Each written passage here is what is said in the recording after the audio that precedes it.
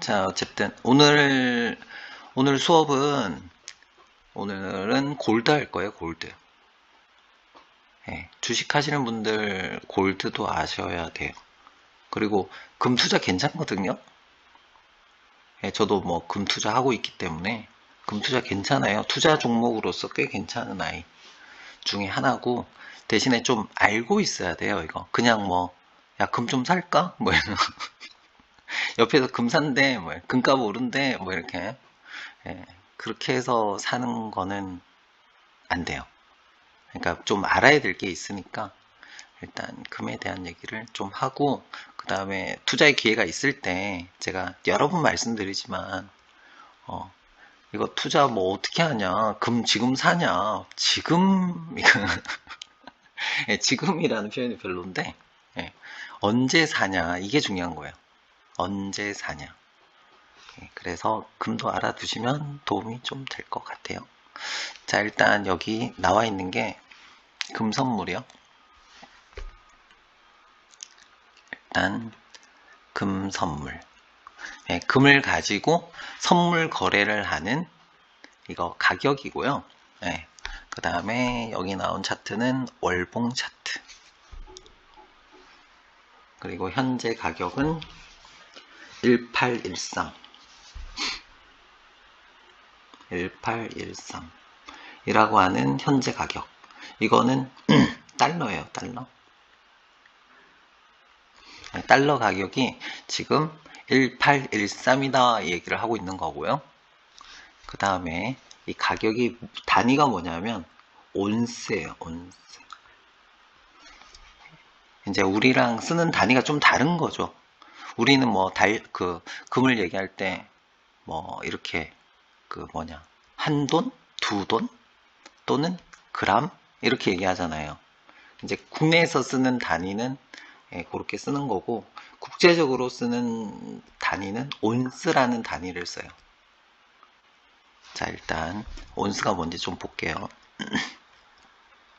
자, 여기 보시면 1온스는 28.35 정도 돼요. 28.349523g을 의미하고, 우리가 쓰는 돈 개념으로 하면 한 돈, 두 돈 할 때는 얘네들이 쓰는 1온스는 7.55, 7.56 정도 돈이 돼요. 좀 어렵죠. 근데 가격이 좀 비싸잖아요. 우리 뭐 보통 30만원, 20만원 뭐 이렇게 하잖아요. 근데 이게 보세요, 가격이. 1813달러니까 이게 우리 돈으로 하면 이게 한 200만 원 넘잖아요. 그쵸? 예. 그래서 금 선물에서 나오는 가격은 단위가 1온스당 현재 가격이 두 개 켜놓으신 것 같은데 소리가 울려요. 예. 1온스당 가격이 지금 현재 1813달러라고 얘기를 하고 있는 거예요. 현재 가격. 이게 국제 가격이에요. 국제적으로 금 가격이 얼마냐, 이렇게. 그래서 금 가격을 결정하는 가장 기본이 되는 가격이 금 선물 가격이에요. 자, 다시 단위는 1온스당 달러로 1813달러다 이렇게 얘기를 하고 있는 거거든요. 자, 다시 내려가서 1온스는 그람으로는 28.35g 정도 되고, 그 다음에 우리가 얘기하는 돈으로 얘기하면 7.56돈 정도 돼요. 7.56돈 정도 돼요. 그래서 이 가격은 7.56돈의 가격이라고 생각하시면 돼요. 아, 너무 어렵죠? 네, 너무 어렵죠? 자, 그래서 이제 가격을 우리가 금 가격을 결정하는, 그러니까 주로 우리는 국내 금 가격을 보시잖아요. 그쵸? 그러면 기준이 되는 게 뭔지 아셔야 돼요. 일단은 뭐가 가장 기준이 되냐면 여기 있는 이 가격이 가장 기준이 되겠죠, 일단. 미국에서 1온스당 가격이 얼마냐, 이게 결정되고, 두 번째는 뭐냐면, 첫 번째는 이제 금 가격이요. 금의 국제 가격. 지금 나와 있는 게 금의 국제 가격이에요. 지금 나와 있는 게. 그 다음에 두 번째 영향을 주는 게 지금 달러 표시잖아요. 그래서 금 가격을 결정하는 거는 첫 번째는 금 선물 가격, 지금 나와 있는 이 가격하고 두 번째는 달러예요. 이 두 개가 금 가격을 결정해요. 자, 그러면 다시 얘기해서 금을 언제 사야 되냐, 이게 문제잖아요. 싸게 사야 되는 거잖아요, 금은. 네. 쌀 때가 언제냐라고 물어보면 이 두 개를 가지고 싼 가격을 찾을 수가 있거든요. 일단은 언제? 달러 가치가 내려갈 때. 내려갔을 때. 그러니까 우리 원화 가치가 상당히 높을 때.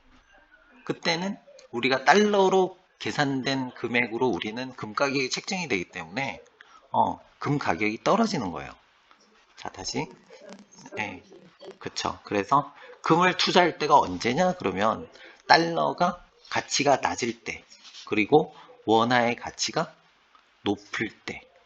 그 다음에 두 번째는 지금 여기 보이는, 이 표에서 보이는 국제 금 선물 가격. 네, 금 선물 가격이 뭐 할 때? 낮을 때. 맞죠? 네. 그러면 지금 누가 옆에서 얘기할 거야. 뭐라고 얘기할 거냐면, 지금 금 사도 되나요? 보통 이런 질문 하시잖아요. 지금 금을 사도 되나요? 이렇게 물어볼 때 일단 뭐부터 볼까요? 일단 달러 먼저 보죠. 네. 자, 달러 표가 있었어요. 이거. 네, 여긴. 네. 자, 달러 가격을 보고 있거든요. 지난번에도 제가 살짝 말씀드렸지만, 달러는 현재 그 원달러 환율은 박스권에 있다고 얘기했잖아요. 이렇게. 네, 요 안에 지금 박스권 안에 있어. 근데 박스권의 현재 상태로는 상단이에요, 하단이에요? 상단이잖아요. 그러면 지금은 달러 가치가 뭐 할 때요? 높을 때 있어. 네, 높을 때요. 네, 비쌀 때. 제가 말씀드렸던 게 금을 언제 사냐면 달러가 쌀 때 산다 그랬잖아요. 그러면 언제 사는 게 가장 싸냐면 요때 사야죠. 박스권 하단일 때. 그리고 살만했을 때는 요때는 그래도 살만했던 거죠. 그쵸? 근데 지금은 애매하죠.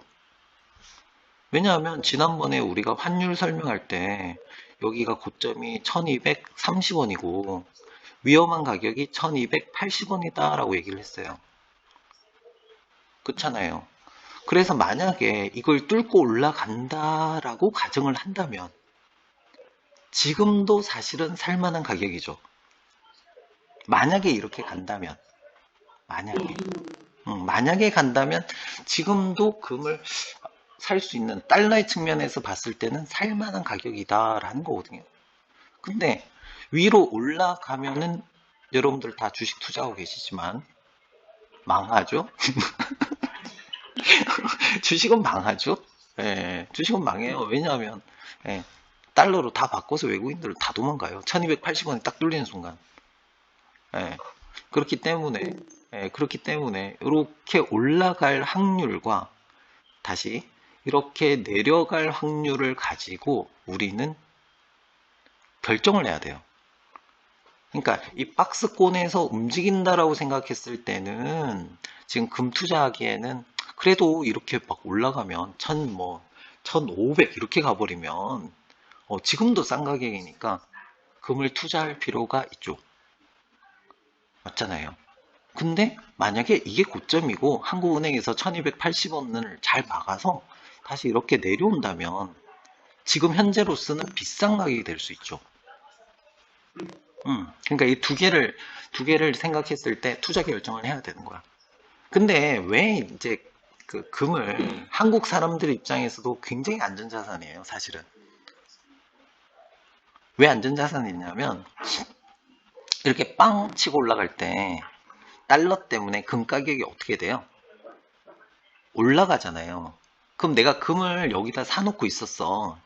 저는 여기서 샀어요. 예, 이쯤 샀어요, 저는. 예.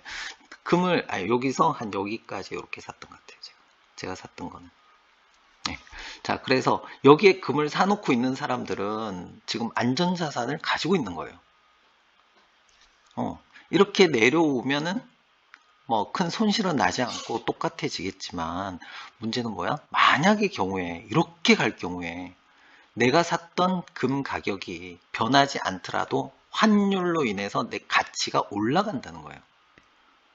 그럼 아까 얘기했듯이 주식은 이렇게 되면 한국 주식은 힘들겠죠?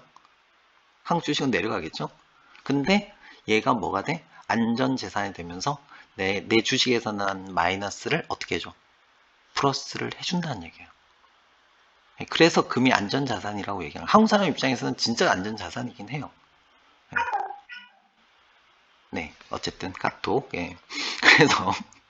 그래서 근데 문제는 지금 사는 거 상당히 애매해요, 사실. 여기서 샀으면 모를까. 예. 그러면 금 투자하는 사람 입장에서는 뭘 봐야 되냐면 환율을 보고 있어야 돼요. 내가 금을 사겠다 이렇게 생각이 돼 있으면 일단 어디쯤 오면 박스권 하단 정도 오면 제가 말씀드렸던 게 이 밑으로는 가기 힘들지 않겠느냐. 제가 그 얘기 계속 말씀드렸잖아요. 출산율이 없어. 통일되기 전까지는 이거는 못 가. 성장률이 안 나오니까. 그래서 다시 요 정도 타이밍 올 때 일단 환율 보고 계시다가 이 정도 타이밍 올 때 그러니까 1100원 밑이네요. 한 1080원? 1070원? 요 정도 올 때 그때 가서 이제 금을 한번 사볼까? 그런 생각을 할 수 있는 거죠. 일단 첫 번째, 금을 내가 투자를 한다고 했을 때 일단 뭘 봐야 돼? 환율을 봐야 돼요. 네, 환율, 달러 환율을 봐야 돼. 왜냐하면 국제 금 시세가 뭘로 결정이 된다고? 달러로 결정되기 때문에. 네. 자, 그래서 다시 돌아갈게요. 어딨냐? 네, 자, 다시. 그 다음에 첫 번째 이제 달러가 금 가격을 결정하고, 그 다음에 원래 본연의 이놈의 가격이 있을 거 아니에요. 국제 가격이. 그쵸. 이 가격이 기준이 되는 거예요. 항상 현물의 가격이. 우리가 사고 팔 때 가격이 이렇게 결정이 돼요. 그래서 온스를 뭘로 바꿔서 우리가 얘기하는 돈이나 그람으로 바꾸고 그 단위를 바꾸고 그 다음에 거기다가 뭘 곱해? 달러를 곱해서 가격이 결정되는데 실제로 제가 계산을 해봤어요. 계산을 해봤더니 실제로 그러니까 한돈의 가격이 지금 우리가 팔고 있는 게 한돈의 가격으로 팔잖아요, 보통. 그러니까 한돈의 가격을 이 가격을 기준으로 해서 일단 온스라고 돼 있는 걸 뭘로 바꿔? 돈으로 바꿔야 되죠. 한돈, 두 돈 하려니까 한돈의 가격이 얼마인지를 바꾸고 그 다음에 거기다가 달러를 뭘로 바꿔? 원화로 바꿔서 봤더니 예를 들어서 지금 현재 팔고 있는 금의 가격, 한돈의 가격이 있어요. 지금 현재 매매가 되고 있는 국내 시세라고 하죠. 국내 시세가 이렇게 있고 그 다음에 여기에 지금 나와 있는 뭐가 있어? 국제 시세가 있겠죠. 요거 비교하면 조금 차이가 나는데 거의 비슷해요.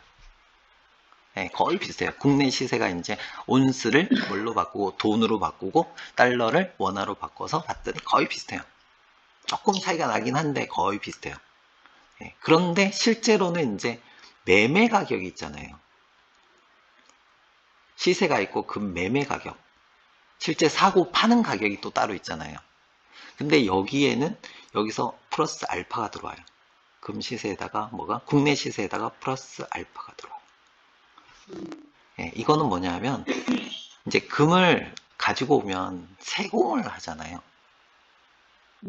세공을 하잖아요. 그게 뭐 골드바가 되기도 하고 뭐 되겠지만 세공비가 일부 들어가는 것 같고 그 다음에 중간 마진이 조금 들어가는 것 같아요. 그래서 지금 나와 있는 국제 시세에서 국내 시세로 바꾸어 보면 실제로 매매하는 가격은 플러스 알파가 들어오면서 뭐가 조금 더 비싸져요. 여기서는 세공비나 중간 유통 마진이 좀 들어가는 것 같아요. 이렇게 해서 실제로 우리가 사고 파는 가격은 이렇게 결정이 되는 것 같아요. 자, 됐죠? 자, 그러면 일단 여기서 그래서 금 가격이 조금씩 다른 거예요. 이제 국제 시세 계산하고 국내 시세 계산하면 조금 다르네?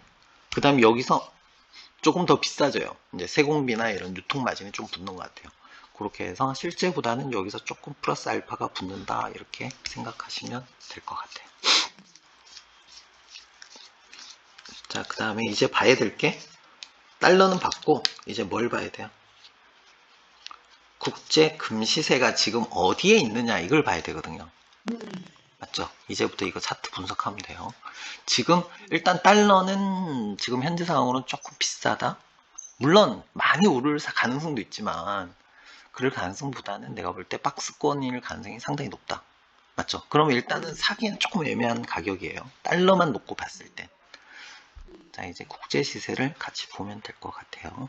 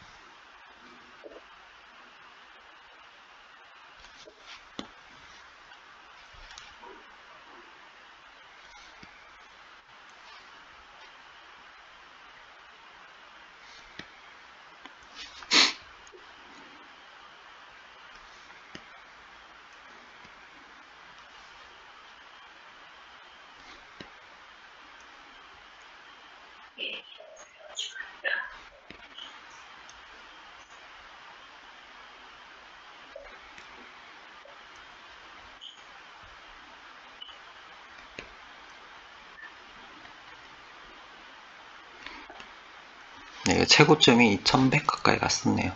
자, 이 선 중에서 가장 중요한 선은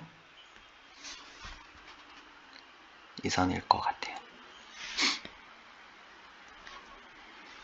왜냐하면 여기가 과거의 역사적 고점이죠. 자, 일단 다른 분석하지 않고 이것만 볼게요. 현재 가격이 어디에 있어요? 밑에. 이 선에 있잖아요. 딱 걸쳐 있잖아요.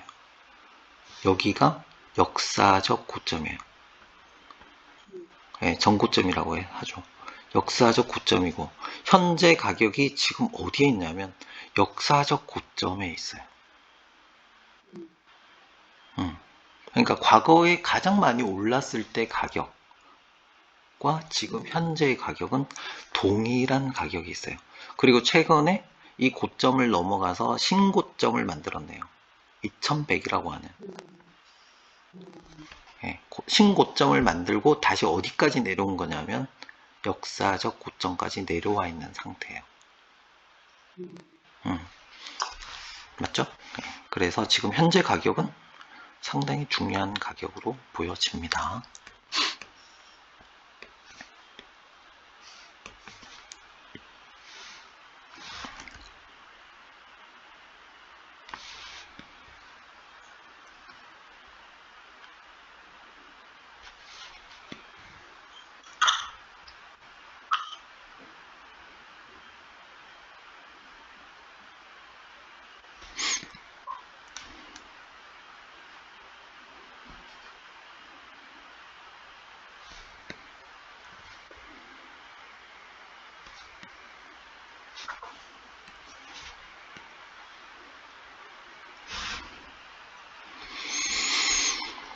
지금 현재 가격이 있는 곳은 여기네요.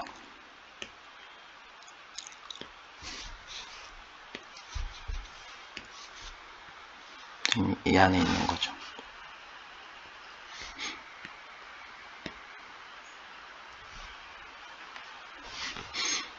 그죠? 지금 이 가격 안에서 이 박스권 지금 하단에서 지금 고민을 하고 있는 상태. 그러니까 이렇게 갈 것이냐 아니면 이 역사적 고점을 뚫고 밑으로 갈 것이냐 이거를 지금 고민하고 있는 가격대인 것 같아요. 그러니까 여기서 상승 1번이냐 아니면 역사적 고점이 뚫리면서 하락으로 돌아설 것이냐 이거 두 개를 놓고 고민을 하고 있고, 현재 가격은 일단 과거를 기준으로 해서 지금은 금값이 싼 거예요? 비싼 거예요? 비싸요. 비싼 거잖아요. 아까 달러는 특별한 뭐 위기가 오지 않는 한 달러는 지금 비싼 거예요? 싼 거예요?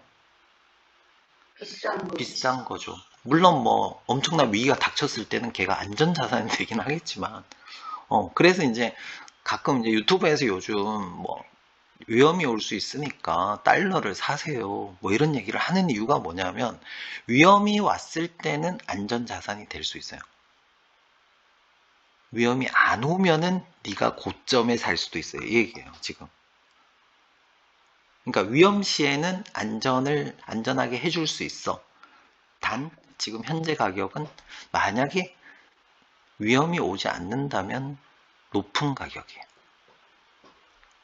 지금 금 가격도 보면은 만약에 위험이 온다면 금은 안전자산이 돼요. 전 세계인 경제를 투자하는 사람들이 다 그 생각을 해요. 위험이 닥쳤을 때는 금이 가장 안전한 자산이다. 그러니까 채권하고 금이 가장 안전한 자산이거든요. 나라가 망하지는 않으니까. 미국이 망하지는 않으니까 어떤 일이 일어나도. 그래서 미국 채권, 얘가 굉장히 안전 자산이죠. 그 다음에 이제 금이 굉장히 안전 자산 중에 하나예요. 그래서 지금 현재 상황으로는 금 가격은, 국제 금 가격은 낮다, 높다? 높다라는 얘기고, 달러는 지금 현재 낮다, 높다? 높다라고 높다. 봐야 되죠. 지금 비례면은 어떻게 해요? 달러하고 금값하고 좀 비례해요. 달러하고 금값하고는 원래 반대로 움직인다고 얘기를 해요. 원래는. 왜냐하면 돈의 가치와 물건의 가치이기 때문에 그렇게 얘기는 하는데, 지금 그렇게 계산해갖고는 지금 나올 문제가 아니죠. 왜냐하면 우리는 한국 사람이란 말이지. 그러니까 미국 사람 입장에서는 달러 가치는 그대로 있는 거 아니야, 지네들은. 지네들은 어차피 달러를 쓰는 아이들이고 달러로 월급을 받는 아이들이니까 상관이 없지만, 우리나라 사람들의 입장에서는 그렇게 계산할 수가 없는 거예요. 지금 봐요. 그 달러 가치와 어쩌고저쩌고 얘기하지만 우리 입장에서는 지금 국제금 가격도 높은 편, 달러 가치도 높은 편, 이렇게 나오잖아요. 그러니까 우리 입장에서 생각을 해야 된다는 거야, 금 투자할 때는. 그걸 갖다 쉽게 뭐 얘기해서 뭐 이거는 반대야 어쩌고저쩌고 이렇게 얘기해서는 이게 답이 안 나와요, 그렇게 하면. 왜냐하면 틀리는 경우가 너무 많기 때문에. 왜 변수가, 금 가격이 변수가 아니고 우리에게는 또 뭐 어떤 변수가 있냐면 달러라고 하는 변수가 또 있는 거예요. 그래서 지금 현재로서는 결론이 이렇게 나오는 거예요.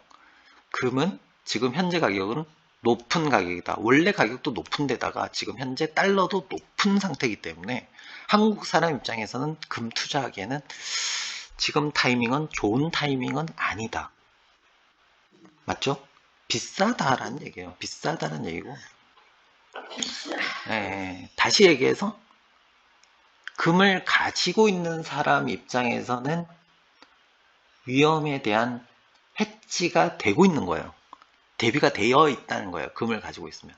한국 사람 입장에서. 그래서 금 투자를, 금을 일부라도 가지고 있는 게 굉장히 든든해요. 그러면 언제 사야 되냐의 문제가 있잖아요. 지금은 애매하다. 애매한데 진짜 위험이 찾아오면 너를 살려줄 수도 있지만 그래도 조금 비싸지 않냐라는 생각이 좀 들어요. 제 생각에.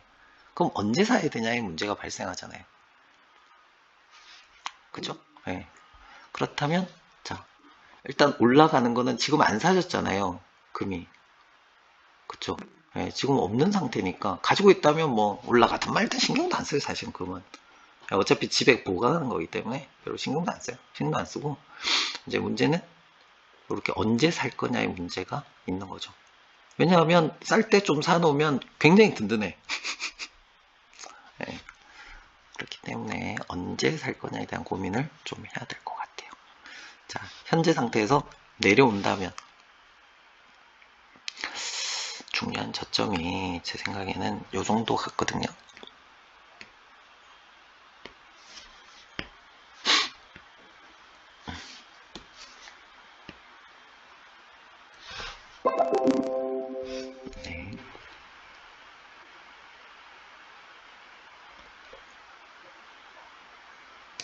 네, 맨날 이상한 뉴스 올라오는데 쓰잘데기가 없어. 자, 여기 그 다음에 어디? 여기 이 정도 괜찮죠? 그 다음에 여기까지 갈까요? 이 밑으로는 안 갈 것 같은데요, 제 생각에. 왜냐하면 지금 이렇게 올라오잖아요. 지금 이렇게 올라오는 상황이기 때문에, 네, 이렇게 올라오는 상황이기 때문에 지금 이게 지금 요게 마지막 저점일 것 같은데, 내려온다면. 맞죠? 요렇게 만나고 요렇게 지지해주고, 그러면 이 가격이 1200. 네. 그래도 현재 가격 생각하면 굉장히 많이 떨어진 거예요. 지금 1800이니까. 네. 1200하고 그 다음에 위에 있는 1400.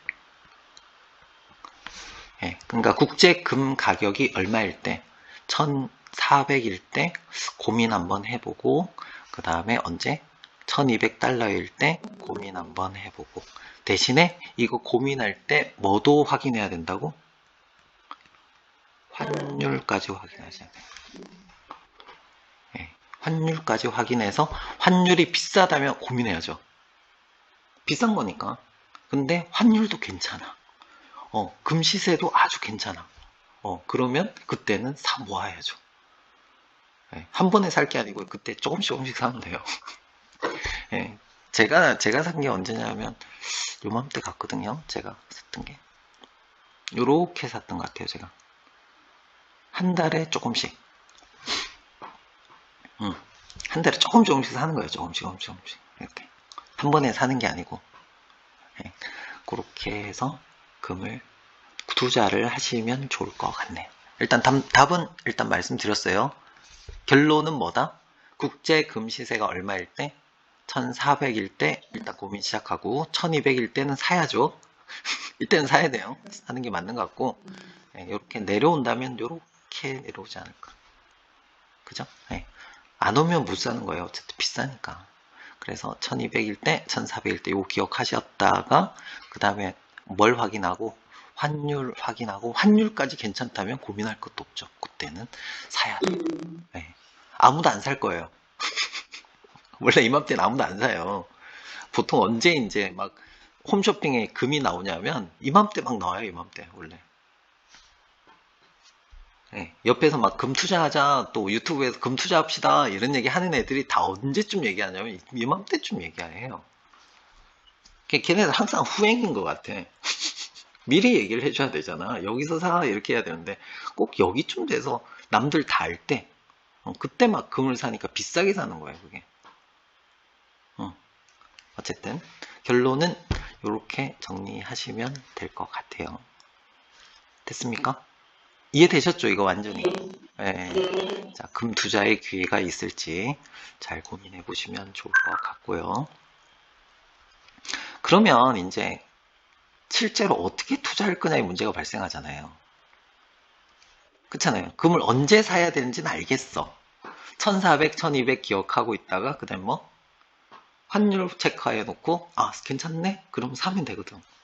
네, 제가 20만 원대 샀으니까 지금 20만 초반대 제가 샀던 것 같아요. 지금 30만 넘을걸요? 아마.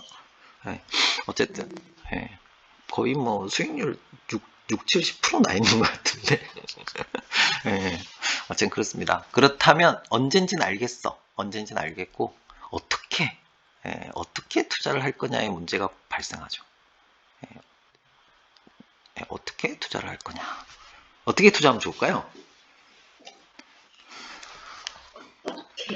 네, 어떤 투자를 어떻게 투자하면 좋을까요? 그러니까 쌀 때 사는 건 아는데 뭘 사야 되냐고. 네, 금 ETF 나왔습니다. 자 주장님이 금 ETF다. 네, 금 ETF 중에 아마 코덱스 금 선물 이게 있을 거예요. 네, 삼성 운용에서 하는 금 ETF 얘기를 하셨습니다. 첫 번째 또 뭐가 있을까요? 아니, 은은 따로 얘기하고, 예, 금 투자를 어떻게 할 거냐. 예. 금 저축인가 있는 것 같은데요? 저축 상품 있는 것 같아. 맞죠? 은행에서 파는, 너가 돈 넣어놓으면 네가 금을 가지고 있다는 것을 내가 증명해 줄게. 뭐 이런 거거든요. 예. 그 다음에, 세 번째는, 예, 실물 투자죠. 금 ETF 이거는 그냥 숫자고, 예, 숫자를 산 거예요. 예, 가격의 숫자를 산 거고, 이 가격하고는 안 맞는 다른 숫자죠. 새로 만들어진 숫자를 사고 파는. 그러니까 이거는 선물 거래로 보시면 돼요. 선물처럼. 예, 가격을 정해놓고 오르면 이익이 나고 내리면 떨어지고, 실제로 나한테 금은 없고, 그리고 삼성에서 얘네가 금을 산다고 하지만 실제로 실물을 사는 게 아니고 뭘 산다고? 이 금 선물 상품을 사는 거예요. 그러니까 삼성운용에서 내가 투자할 이거를 지네가 투자한 거. 그렇게 생각하시면 돼요. 그래서 그 구성 상품이 아마, 예, 금 선물 몇 월물 이렇게 돼 있을 거예요. 그러니까 걔네들도 이걸 투자해 놓은 거. 거의 끝날 때 됐거든요. 줌이.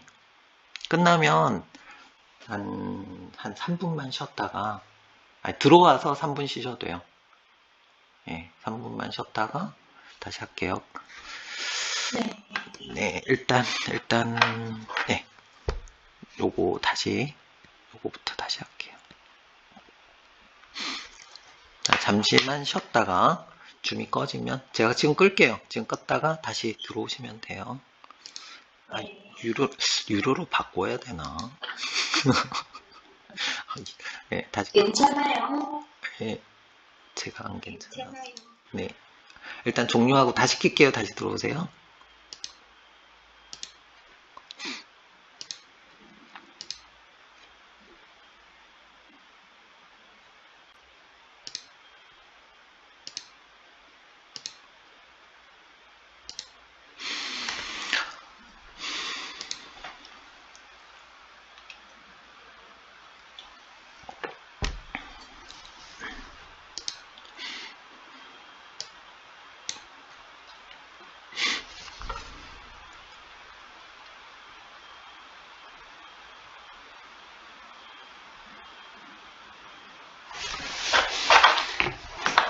딱 2분만 쉬었다 할게요.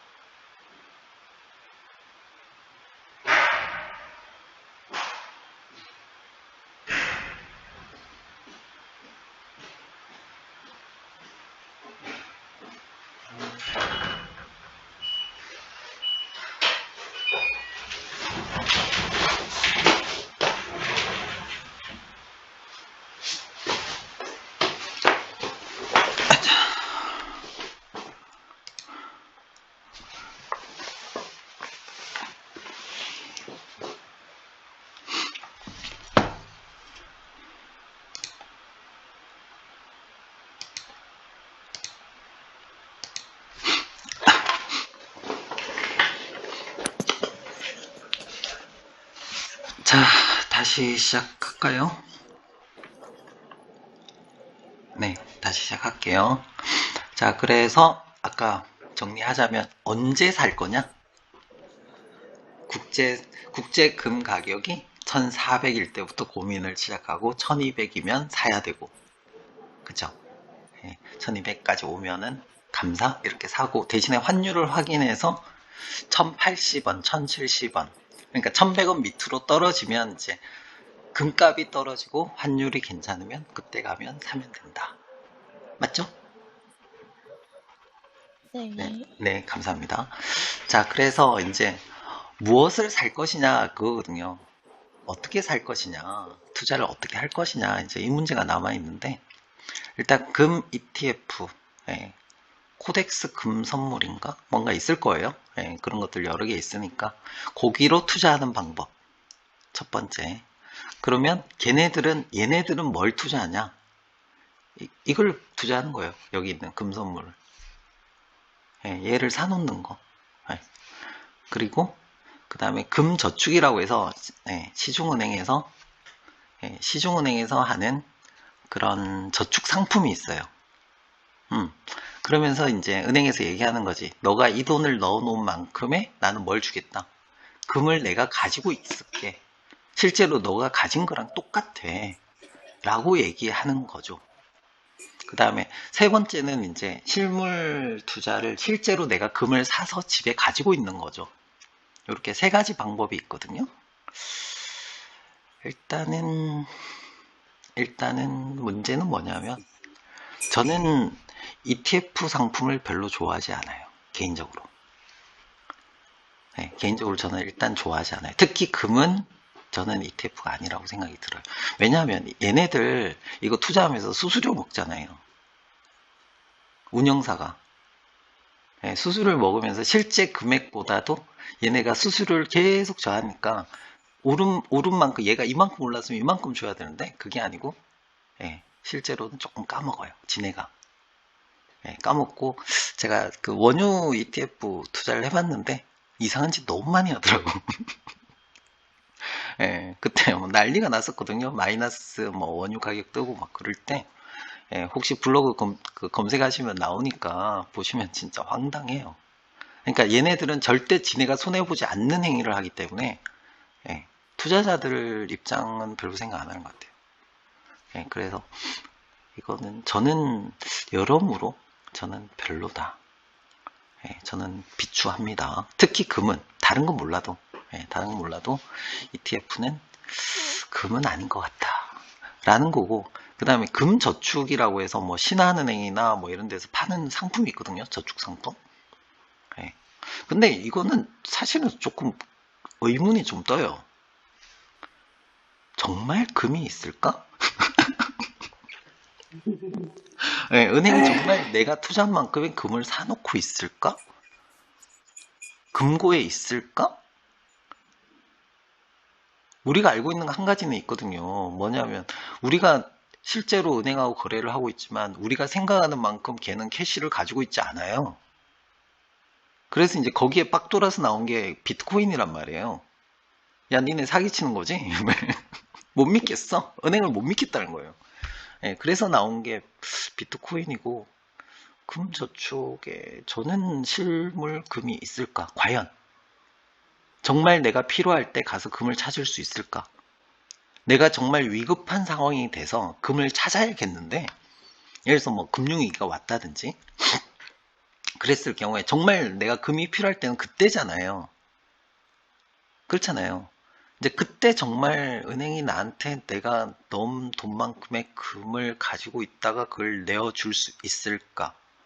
정말 위험한 때 얘가 나에게 그런 안전자산의 역할을 해줄 수 있을까에 대해서 저는 뭐 은행을 불신하지는 않지만 그래도 저는 이것도 별론 것 같아요. 왜? 근데 더 궁금한 게 뭐냐면 그냥 이거 사면 되잖아. 왜 이걸 안 사고 왜 여기다가 여기다가 내 금을 맡겨놔? 아니에요? 그냥 가지고 있어도 되는 건데. 금 사신 분들 아시겠지만 금 한 돈 골드바 하나가 요만해요. 요만해. 한 돈이. 크지 않아요. 손톱만 해요. 엄지손톱. 이거 집에 넣을 데 없으세요? 어, 뭐 10돈 해봤자 진짜 이만해요. 무겁긴 엄청 무거워요. 사이즈에 비해서. 네, 이만해요. 골드바가. 이거 넣을 데 없으세요? 예, 저는 이제 그 금 같은 거 그 금관에 넣지 말라고 얘기하는데 예, 금관에 넣지 말고 어디 옷장 밑에나 여기다 놔두세요. 이거 티도 안 나요, 이거. 이만한 거. 20돈 해봤자 이거 2장밖에 안 돼요, 이거. 응. 엄청 클 거라고 생각하지만 골드바 있다만 해요, 이거. 이거 놔둘 데 없다고? 있어요, 분명히. 그리고 금고에 왜 넣지 말라 그러면 도둑놈이 오면 제일 먼저 열라고 그래요, 거기. 금관에 뭐가 중요한 게 있을 줄 알고 거기부터 열라고 하잖아요. 예, 거기 넣지 말고 그냥 어디 잘 보관하시면 돼요.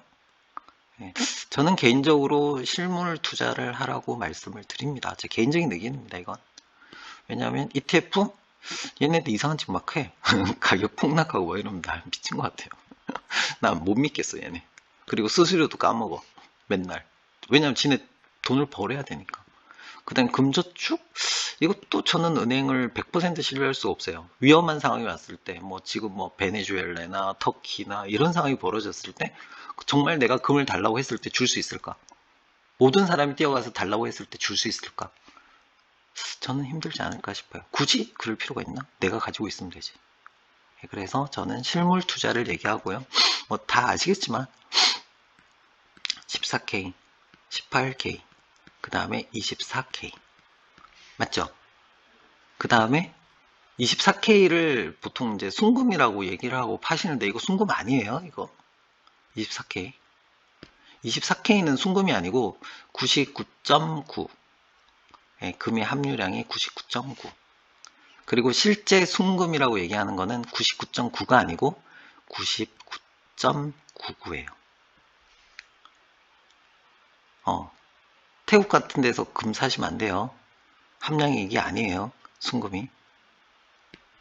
그리고 24K는 99.9예요.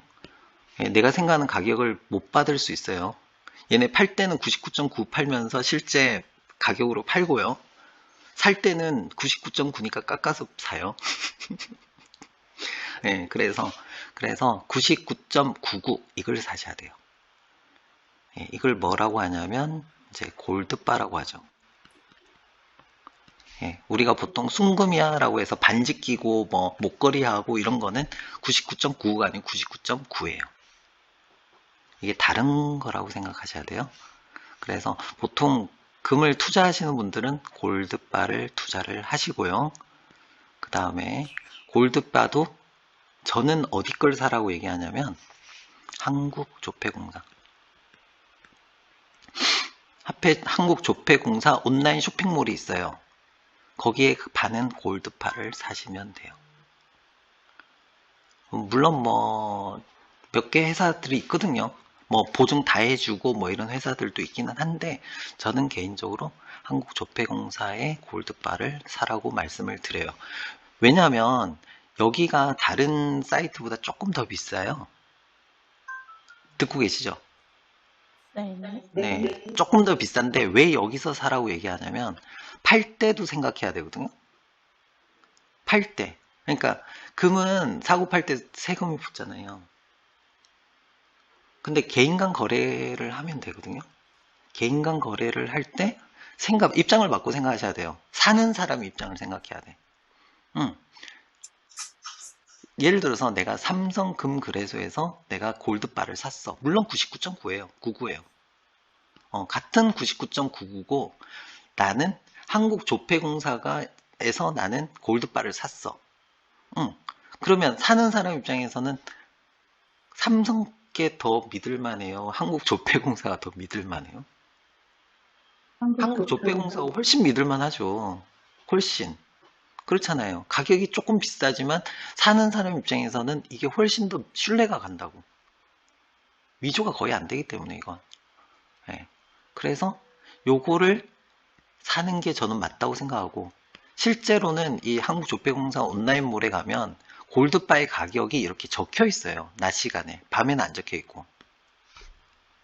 내가 매매를 할 때 가격의 기준이 뭐예요? 실제로 팔고 있는 가격이잖아요.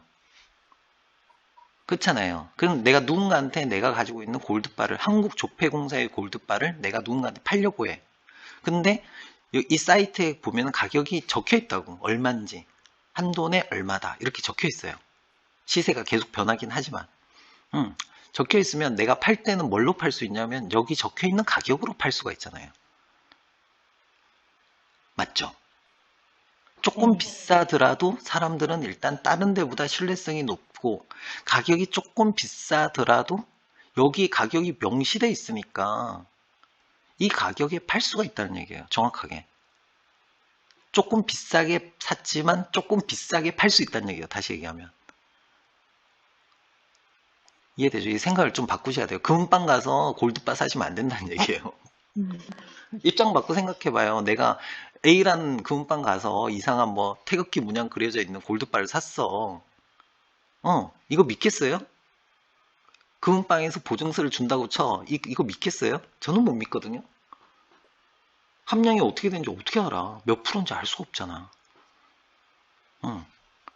그래서 투자는 뭘로? 믿을 수 있는 제품을 사서 들고 있으면 팔기도 편해요.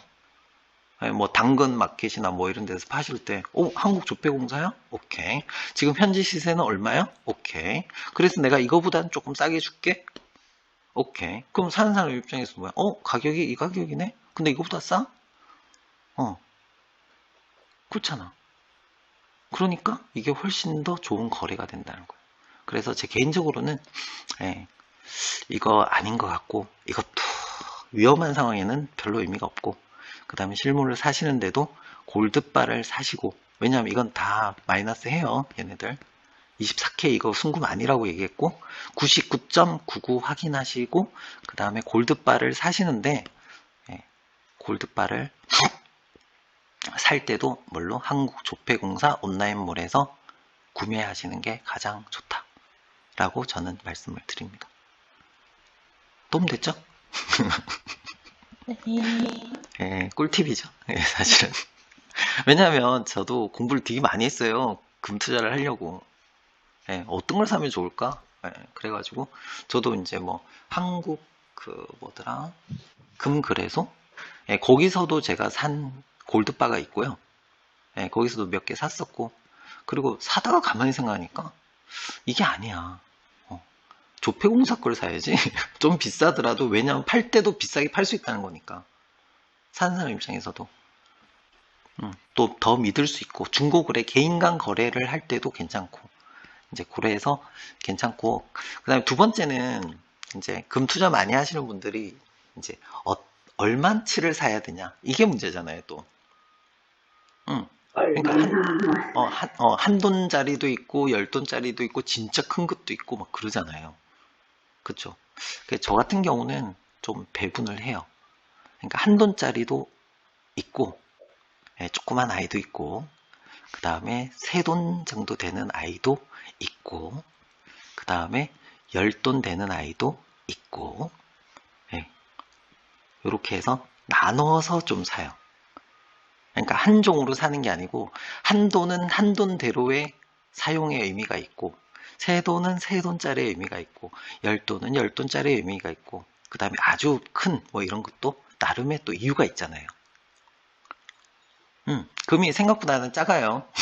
골드바 막 이따만할 거라고 생각하지만 이런 거 몇 억해요. 그런 거 우리가 생각하고는 많이 달라요. 그래서 저는 한 돈짜리도 있고 3돈짜리도 있고 10돈짜리도 있고, 이렇게 아주 큰 건 없어요. 이거 왜 없냐면 놔둘 데가 없어요. 집에 보관하기가 너무 힘들잖아요. 그래서 제가 필요한 만큼을 이렇게 나눠서 사는. 그래서 힘든 일이 있을 때 이걸 써야 되잖아요. 한 돈짜리가 예를 들어서 뭐 30만 원대다. 30만 원짜리 뭔가를 살 때 얘가 쓰임이 있겠죠. 만약에 2배, 3배가 된다 그러면 100만 원대 뭐 이렇게 되겠죠. 이거는 뭐 100만 원대니까 이거는 또 100만 원대로서의 내가 어딘가에 쓸 때가 있겠죠. 이건 뭐 생필품 뭐 이런데. 그 다음 뭐 이런 것들은 투자용으로 이렇게. 왜냐하면 비싸면 비쌀수록 개인간 매매가 어려워요. 그렇잖아요. 뭐 20돈 이렇게 해서 당근마켓에 올렸어. 나 팔게. 예, 그러면 살 사람이 없잖아요. 근데 한 돈이나 세 돈짜리 같은 경우는 팔기가 쉬워요. 가벼우니까. 가격대가.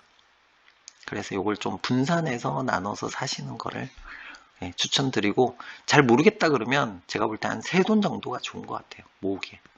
왜냐하면 한 돈보다는 세 돈이 이제 곱하기 3 한 거보다 좀 싸요. 그리고 물론 큰 거는 더 싸죠. 예, 더 싸게 파는 거거든요. 그래서 제가 볼 때는 한 3돈에서 한 10돈 정도? 예, 그래도 이거 10돈이면 몇백 하잖아요. 그죠? 예, 그렇게 해서 예, 한 번에 사지 말고 가격 좋을 때 조금씩 사 모으면 좋을 것 같다. 그러니까 뭐 쇼핑하듯이 이번 달에 한 3돈 정도 살까? 뭐 이런 거. 예, 그래서 이제 제가 금을 모은 게 이렇게 모으게 되는 거예요. 예, 가방 사고 싶은 돈, 금이나 사지. 뭐 이렇게 투자를 저도 했었던 것 같아요. 수수료 장난 아니죠. 그 다음에 한 돈짜리 골드바에 저렇게 쓰여 있었어요. 뭐가 쓰여 있다는 거죠? 준영님? 99.99. 99.99. 예, 99.99. 예. 이렇게 써져 있죠. 하지만, 그래도, 예, 제가 볼 때는 조폐공사. 예, 전 계속 사보니까 그렇더라고. 내가 내가 팔 때 사는 사람 입장에서 가장 신뢰할 수 있는 게 뭘까? 한국조폐공사 아니겠는가? 그리고 외국 나가서 내가 뭐 들고 나가서 나갈 일도 있을 수도 있잖아요. 어떤 경우에. 그랬을 경우에도 뭐 한국에 있는 뭐든 삼성금그래서 어디야? 이렇게 할 수 있잖아요. 근데 한국에 있는 한국조폐공사가 공인했어. 그럼 외국 나가도 인정해 줄 수 있을 것 같아요. 여러모로 생각을 해도 어쨌든 그렇습니다. 제가 금을 사야 된다고 생각했던 시점이 언제냐면 김정은이가 미사일 쏠 때. 사야겠구나 라는 확신이 들 때가 그때였어요. 미사일 막 쏠 때. 여차하면 가족이라도 보내야겠다 이런 어쨌든 그런 말도 안 되는 생각이었습니다. 자, 이제 마무리 정리할게요. 제 개인적인 의견이 좀 많이 들어가 있기는 해요. 그래서 요거는 투자하실 때 좀 참고만 하셔도 좋을 것 같아요. 너무 믿지 마시고. 그래서 다시 정리하면 국제 금 가격이 1200, 1400 요거 기억하셨다가 1400대부터 떨어지면 이제 그때부터 거래를 준비하시면 될 것 같아요. 그리고 확인하셔야 될 게 달러가 1100원 미친지 아닌지 1100원? 1100원 미친지 아니면 1000원 하단인지 여기면 괜찮죠. 그래서 달러도 괜찮고 국제 금 가격도 괜찮으면 그때 가서 매수를 사시는데 살 때는 웬만하면 한국조폐공사에서 골드바를 사시면 좋을 것 같다 라는 게 제 개인적인 결론입니다. 지금 현재로서는 높은 가격이고 만약에 정말 뭐 금융위기나 이런 게 온다면은 지금도 비싸지 않는 가격일 수도 있지만 들어가기에는 좀 애매하다. 그거는 어떤 사람들이냐면 요때 샀던 사람들. 요때 샀던 사람들이 해지를 해줄 수 있는 상황이 오는 거죠. 그래서 지금은 아니고 다시 이렇게 떨어졌을 때 이쪽 오면은 여기서 좀 사두시면 언젠가 또 올 수도 있잖아요. 그때 가서 이제 위험을 해지하시면 좋을 것 같다. 그래서 이제 제가 계속 말씀드리지만 요즘 주식 떨어지는데 투자 어떡하냐, 나 포기하고 싶다 이런 얘기도 많이 하시거든요. 길게 보세요. 길게. 이런 좋은 타이밍이 있잖아요. 모든 상품이 다 있어요. 때가 있는 거예요.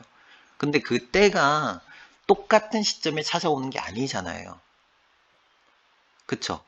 똑같이 살 때, 팔 때가 정해져 있다면 그 얘기가 맞죠. 근데 어떤 상품은 뭐 다음 달에 올 수도 있고, 어떤 상품은 6개월 뒤에 올 수도 있고, 어떤 상품은 1년 뒤에 올 수도 있잖아요. 주식도 마찬가지고, 여러분 보시면 아시겠지만, 뭐 이렇게 막 올라갔다가 절대 안 떨어질 것 같은 애가 뚝 떨어지잖아요. 뚝 떨어지고.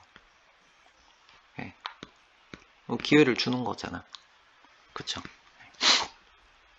처음에도 말씀드렸지만 주식이 오르는 것만 좋은 것은 아니다. 이렇게 좀 정리를 하셨으면 좋을 것 같아요.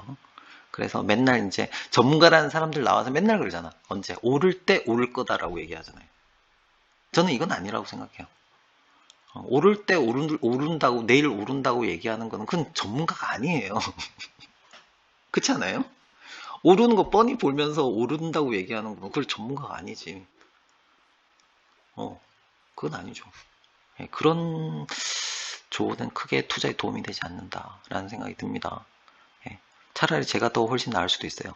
상품마다 사야 될 타이밍이 다 다르다. 그래서 장기적으로 투자를 하다 보면 내가 조금씩 싸게 내 자산이 모여지는 거다. 그래서 제가 금을 그때 사 모았듯이 그 당시에 금을 사 모으셨으면 지금쯤 금값이 괜찮죠. 이미 이익이 많이 난 상태니까 70% 정도 난 것 같아요. 예. 하지만 그거 별로 신경 안 써요. 왜냐하면 이거는 위험 해지용으로 내가 들고 있는 거기 때문에. 예. 이제 그렇게 해서 생각하시면 좋을 것 같아요. 그래서 투자를 너무 짧게 오늘 내일 이렇게 하지 마시고 길게 보고 가시면 좋을 것 같다는 생각이 드네요. 자, 금선물은 이렇게 정리하면 될 것 같아요. 혹시 질문 있으세요?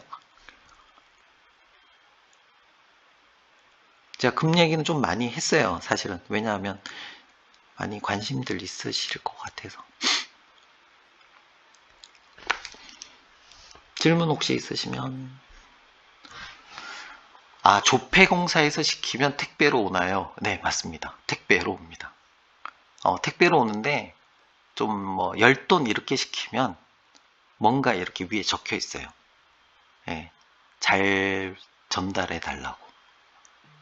예, 왜냐하면 현금이니까 그게 몇백만 원짜리가 이제 오는 거잖아요. 택배로. 예, 택배로 오는 거니까 위에 뭔가 적혀 있어요. 우체국이 보통 배달을 하더라고요. 예, 그러면서 이제 저도 한동안 막 시켰잖아요. 그러니까 그 택배 하시는 분이 우체국 택배 하시는 분이 뭐 하시는 분이냐고.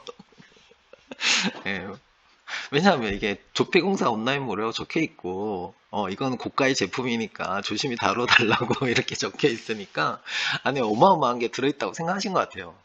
예, 뭐, 10돈 뭐 이런 건데. 예, 그래가지고, 뭐 하시는 분이냐고. 예, 조폐공사로 시키면 택배로 옵니다. 예, 분실 안 되게 달 뭔가 보험이 들어있고. 그러니까 걱정 안 하셔도 돼요. 그 택배 아저씨만 조심하시면 돼요. 택배 아저씨가 나쁜 맘 먹지 않으면 괜찮아요. 또 질문 있으십니까? 아, 택배는 조금 더 걸려요. 한 2, 3일 더 걸리는 것 같아요. 다른 데보다. 그 골드바 딱 받았을 때 느낌 상당히 괜찮아요. 빨리 질문하십시오. 나중에 궁금해하지 마시고.